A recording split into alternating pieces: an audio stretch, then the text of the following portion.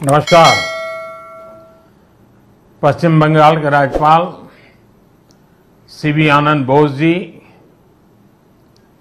मुख्यमंत्री आदरणीय ममता जी, केंद्रीय मंत्रिमंडल के मेरे सहयोगी अश्विनी वैष्णव जी, सुभाष सरकार जी, निशित प्रामाणिक जी, जॉन बारला जी, नेता विपक्ष शुभेंदु अधिकारी जी, सांसद प्रसून जी, मंच पर विराजमान अन्य साथी, देवी और सज्जनों,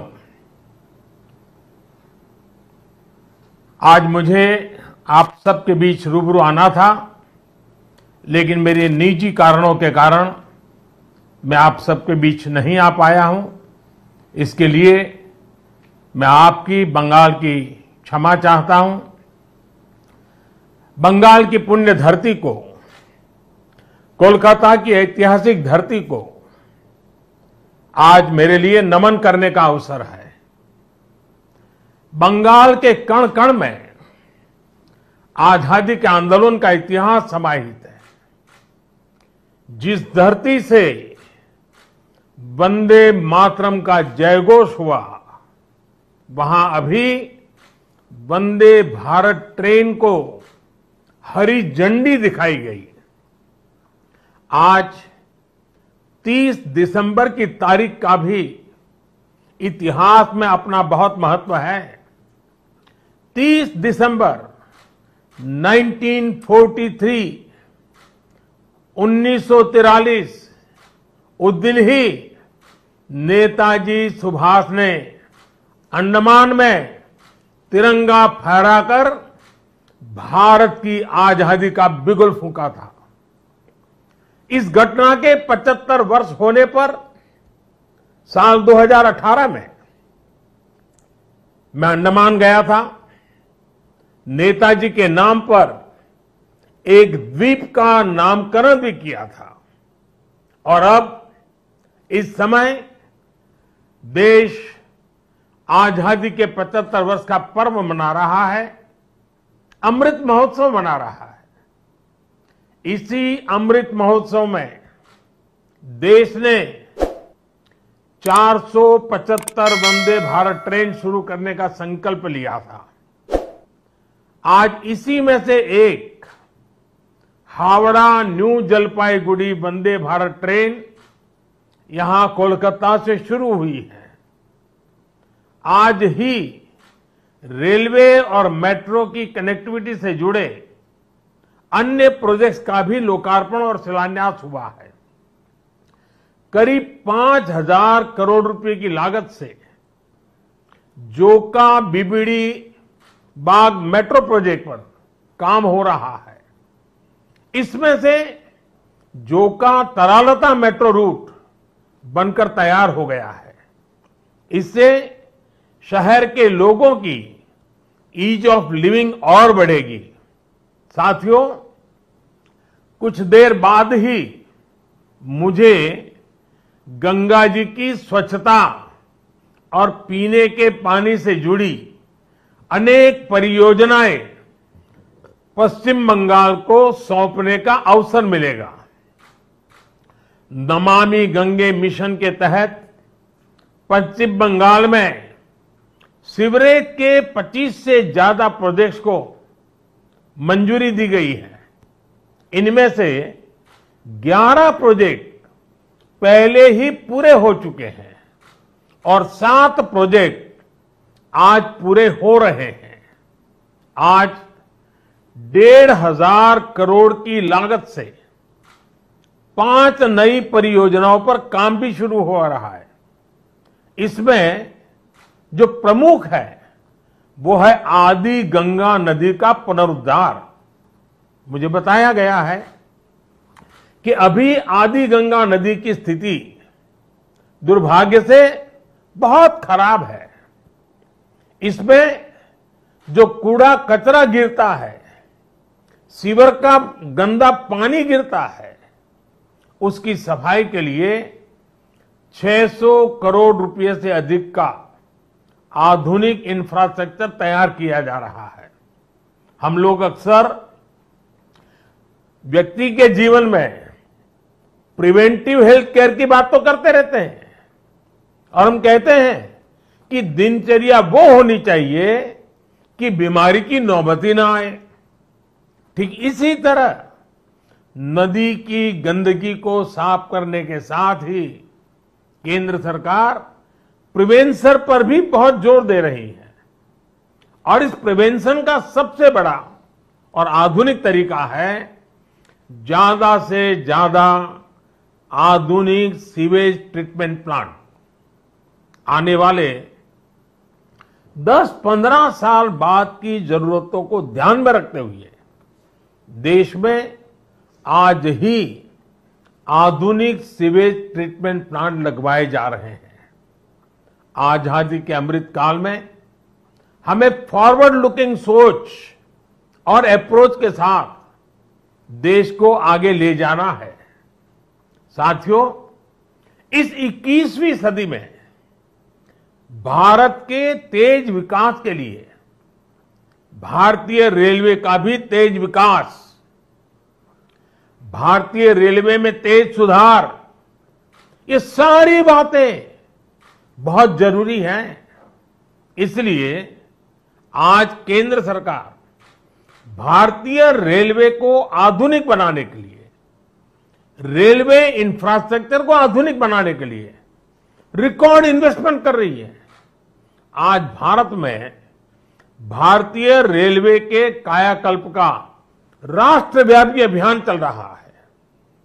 आज वंदे भारत, तेजस, हमसफर जैसी आधुनिक ट्रेनें देश में बन रही हैं। आज विस्टाडोम कोचेज रेल यात्रियों को नए अनुभव करा रहे हैं। आज सुरक्षित आधुनिक कोचेज की संख्या में रिकॉर्ड वृद्धि हो रही है। आज रेलवे स्टेशन को भी एयरपोर्ट की तरह विकसित किया जा रहा है। न्यू जलपाईगुड़ी स्टेशन भी इसी लिस्ट में शामिल है। आज रेलवे लाइनों का दोहरीकरण, रेलवे लाइनों का बिजलीकरण जिस रफ्तार से हो रहा है वो पहले कभी नहीं हुआ। देश में जो ईस्टर्न और वेस्टर्न डेडिकेटेड फ्रेट कॉरिडोर बन रहे हैं वो लॉजिस्टिक्स सेक्टर में क्रांतिकारी बदलाव लाने वाले हैं। सुरक्षा हो, स्वच्छता हो, सामर्थ्य हो, सामंजस्य हो, समय की पाबंदी हो, सहूलियत हो, भारतीय रेलवे आज एक नई पहचान बनाने की हम सबकी कोशिश रंग ला रही है। बीते 8 वर्षों में भारतीय रेलवे ने आधुनिकता की नींव पर काम किया है। अब आने वाले 8 वर्ष में हम भारतीय रेलवे को आधुनिकता की नई यात्रा पर निकलते हुए देखेंगे। भारत जैसे युवा देश के लिए भारतीय रेल भी युवा अवतार लेने जा रहा है और इसमें निश्चित तौर पर 475 से ज्यादा वंदे भारत ट्रेनों की बड़ी भूमिका होगी। साथियों, आजादी के बाद के 7 दशकों में 20,000 रूट किलोमीटर रेल लाइन का बिजलीकरण हुआ। वहीं 2014 में हमारी सरकार बनने के बाद बीते 7-8 वर्षों में ही 32,000 रूट किलोमीटर से ज्यादा रेल लाइन का बिजलीकरण हो चुका है। ये है देश के काम करने की रफ्तार, रेलवे के आधुनिकीकरण की रफ्तार। और इस रफ्तार को तेज करने के लिए अब भारत में दुनिया के सबसे शक्तिशाली बिजली के रेल इंजनों का भी तेजी से निर्माण हो रहा है। साथियों, आज के भारत की स्पीड और स्केल का एक और प्रमाण हमारा मेट्रो रेल सिस्टम है। कोलकाता के लोग जानते हैं कि दशकों से मेट्रो रेल पब्लिक ट्रांसपोर्ट का कितना बेहतरीन माध्यम रही है। 2014 से पहले तक देश में कुल मेट्रो नेटवर्क 250 किलोमीटर से भी कम था और इसमें भी सबसे बड़ी हिस्सेदारी दिल्ली एनसीआर की ही थी। केंद्र सरकार ने इस स्थिति को भी बदलता हुआ है, उसको बदलने का पूरा प्रयास किया है और बहुत तेजी से बदला है। बीते 8 वर्षों में हमने मेट्रो का 2 दर्जन से अधिक शहरों तक विस्तार किया है। आज देश के अलग अलग शहरों में लगभग 800 किलोमीटर ट्रैक पर मेट्रो चल रही है। 1000 किलोमीटर के नए मेट्रो रूट पर तेजी से काम चल रहा है।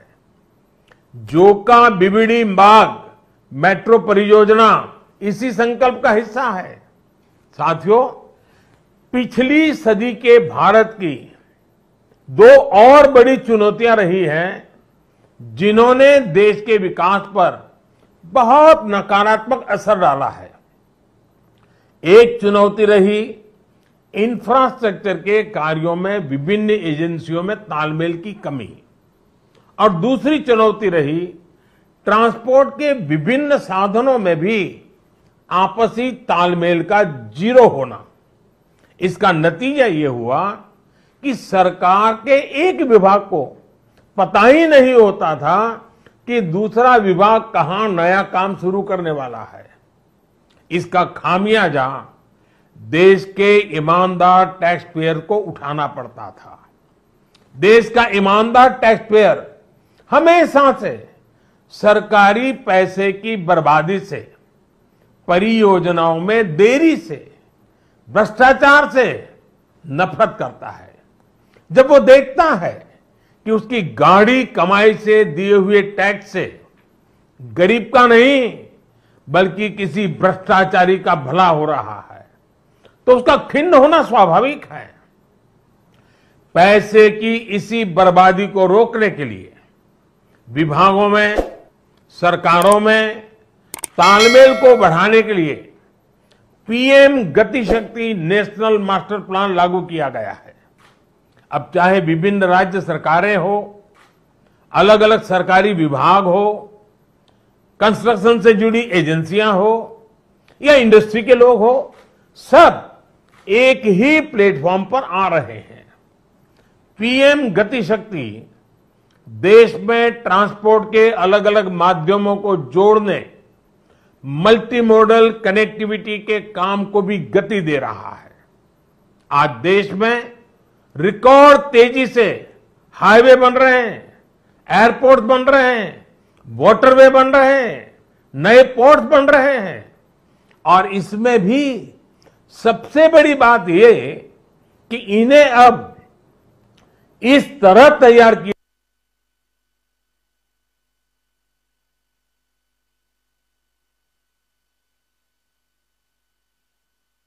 हाईवे बेहतर तरीके से रेलवे स्टेशनों से कनेक्ट हो, रेलवे स्टेशन एयरपोर्ट से कनेक्टिविटी हो, लोगों को ट्रांसपोर्टेशन के दौरान सीमलेस कनेक्टिविटी भी मिले। साथियों, 21वीं सदी में तेजी से आगे बढ़ने के लिए हमें देश के सामर्थ्य का सही इस्तेमाल करना होगा।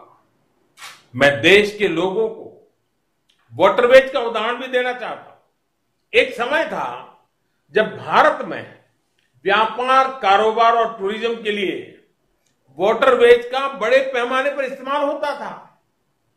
इसलिए कितने ही शहर नदियों के किनारे बसे, नदियों के किनारे इतना औद्योगिक विकास हुआ, लेकिन इस सामर्थ्य को पहले सैकड़ों वर्षों की गुलामी और फिर आजादी के बाद की सरकारी उदासीनता ने तबाह कर दिया। अब भारत अपनी इस जल शक्ति को बढ़ाने पर काम कर रहा है। देश में 100 से ज्यादा वाटरवेज और विकसित किए जा रहे हैं। भारत की नदियों में आधुनिक क्रूज चले, व्यापार भी हो, टूरिज्म भी हो। इस दिशा में हम तेजी से आगे बढ़ रहे हैं।